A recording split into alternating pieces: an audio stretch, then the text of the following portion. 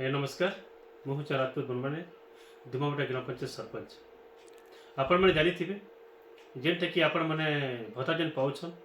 एबे गोटे जेन उत्कल ग्रामीण बैंक थिला सेटा ओडिशा ग्रामीण बैंक होइछे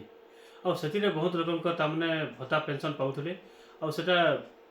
आईएफसी कोड चेंज हेबार तामने बहुत लोक पेंशन रही जाइए और बहुत लोग भत्ता पाई नहीं पार्बा से लगे समस्त प्रकार हराण हेबार पाउछे बैंक के आसिक बहुत आपण मैंने चेक कर पैसा नहीं पड़वा इथिर लगी जेनटा कि उत्कल ग्रामीण बैंक जेन आईएफसी कोड थिला सेटा वर्तमान ओडिशा ग्रामीण बैंक आईएफसी कोड चेंज होइछे से लगी आपण मन पेंशन पड़ी नहीं पार्बा से लगी आपण मन के वीडियो माध्यम में वार्ता देवार लगी चाहूँ तुमपटे ग्राम पंचायत समस्त जनसाधारण को जे जेन मन तामने भत्ता नहीं पड़बार यूजीबी खाता देथिले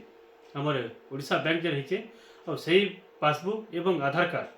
सेटा पीओ माध्यम रे एवं पंचायत कार्यालय रे आपण मैंने जोगाजोग करूँ जे आपण मन पैसाटा शीघ्र पड़ जावा। धन्यवाद। जय धुमावटा।